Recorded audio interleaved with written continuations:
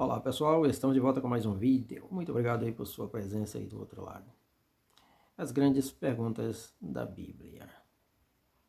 Deus é especialista em fazer perguntas. Jesus também fazia muitas perguntas. Ok? Perguntas que merecem respostas. Grandes perguntas, grandes respostas. Pelo menos deveria ser assim. Ok? Não apenas uma justificativa, não apenas uma resposta vazia, mas uma resposta lógica, satisfatória, certo? Vamos então ao que nos interessa, Gênesis capítulo 3, versículo 9. A grande pergunta é: Adão, onde estás? Onde estás? Esta é a primeira pergunta de Deus no livro do Gênesis e na Bíblia em geral. Adão, onde estás? Isso porque Deus se importa com o homem, com o ser humano. Diga-se de passagem que a palavra Adão, de Adam no hebraico, significa ser humano. Não propriamente o nome do primeiro homem, mas ser humano. Então, quando esta pergunta ressoa em nossos dias, é como se Deus estivesse perguntando à humanidade em geral, a todos os seres humanos, onde estás? Por outro lado, se focarmos no nome Adão como nome próprio para o primeiro homem, esta palavra, esta pergunta também ressoa em nossos dias como se Deus estivesse perguntando a cada um de nós, chamando-nos pelo nosso nome próprio e dizendo: onde estás tu, fulano de tal, fulana de tal?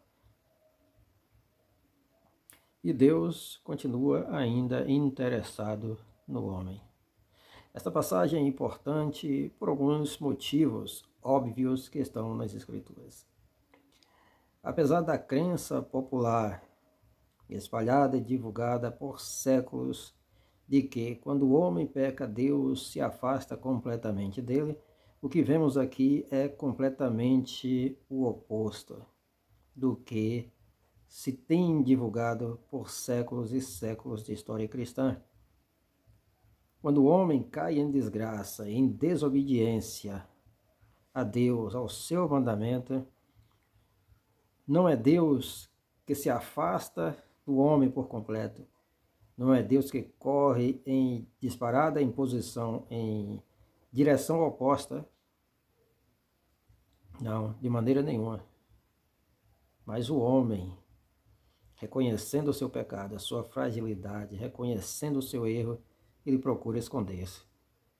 E Deus, pelo contrário, com o seu coração amoroso para com o homem, para com o representante da humanidade que ali estava, Deus é quem se achega para ele,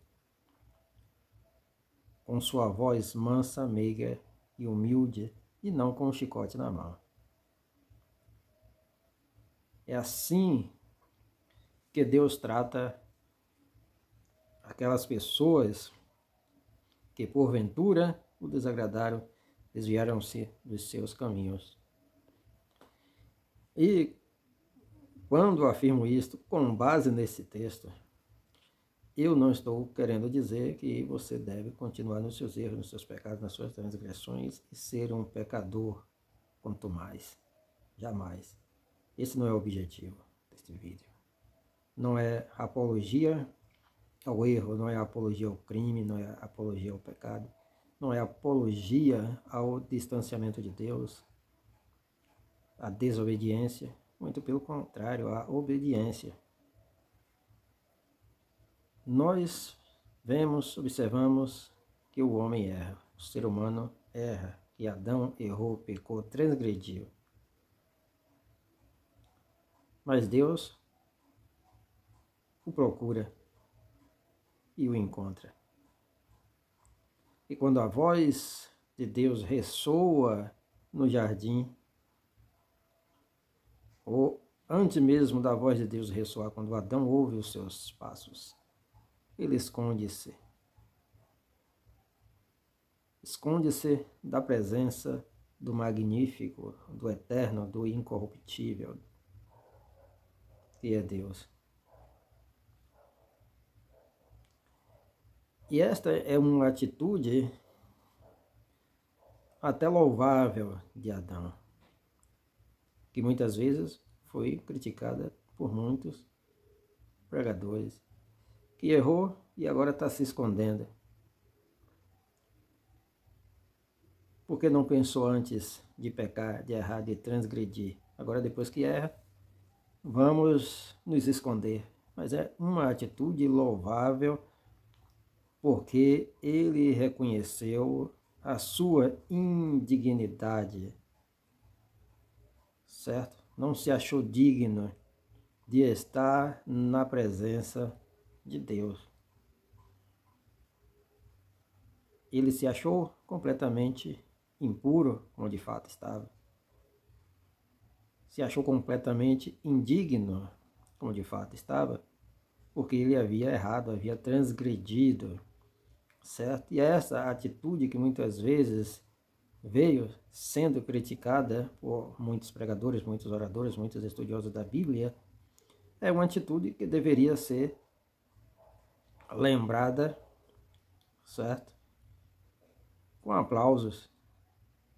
Um homem que errou, que transgrediu a ordem sacra, a ordem divina, e que agora não se acha digno de estar na presença do grande Criador do universo, do grande Deus de toda a terra. Mas a atitude de Deus para com ele foi completamente diferente. Não foi de se afastar, mas de se aproximar. Então Deus ele continua perguntando onde está, ou onde estás, ou onde está, para toda a humanidade, para todos os seres humanos. Porque Deus ele não desiste de você nunca. Porque Ele te ama. Ele te ama. Mas é claro que todas as consequências dos nossos erros nós vamos colher, porque ninguém fica sem colher o que plantou. Jamais, em absoluto. Jamais ninguém fica sem colher o que plantou. Mas a bondade de Deus, a graça de Deus, ela está sempre disponível para cada ser humano no planeta Terra. E Deus está sempre de braços abertos para receber a qualquer um de nós, com o coração quebrantado e arrependido. E aí nós vemos a graça antes da graça, a atuação da graça antes da graça. O homem erra vergonhosamente, mas Deus ainda o procura. Deus ainda vai ao seu encontro, Deus ainda vai no seu ambiente, no seu habitat natural, para ter uma conversa com Ele. Para ter uma conversa. Mas apesar de ele ter a presença de Deus, ele teve as consequências dos seus erros e dos seus pecados. Um outro ato que nos mostra a graça antes da graça é a expulsão do homem do jardim, certo? Jardim do Éden. A sua expulsão é um ato de graça, um ato de misericórdia de Deus. Porque imagine só se o homem nesse estado de pecado em que se encontra, de queda, se ele permanece com o acesso livre à árvore da vida, como não estaria a humanidade hoje? E nós sabemos, nós conhecemos como somos, como é cada um de nós. E nós sabemos que vamos morrer, sabemos que podemos adoecer, que podemos padecer, não sabemos o amanhã, o futuro, mas sabemos que com certeza a morte é certa para cada um de nós, para todos nós, e mesmo assim muitas vezes somos egoístas, arrogantes, somos maus, somos vingativos, procuramos sempre maltratar o outro, ferir, subjugar, quando temos poder para tal. Agora imagine se o homem não morresse, se o homem continuasse tendo acesso à árvore da vida, ao fruto da árvore da vida. Então, a decisão de Deus, o ato de Deus de retirar o homem, proibir o homem o acesso ao jardim do Éden, o acesso livre à árvore da vida, é mais um ato de bondade e de misericórdia e de graça para o ser humano, para a humanidade em geral. E a humanidade já estava ali na mente de Deus. Então, esta é uma das grandes perguntas da Bíblia, uma das grandes perguntas de Deus para a humanidade em geral, para mim, para você. E esta voz retumbante de Deus, ela ressoa ainda hoje para cada um de nós e faz vibrar os nossos tímpanos e faz arder os nossos corações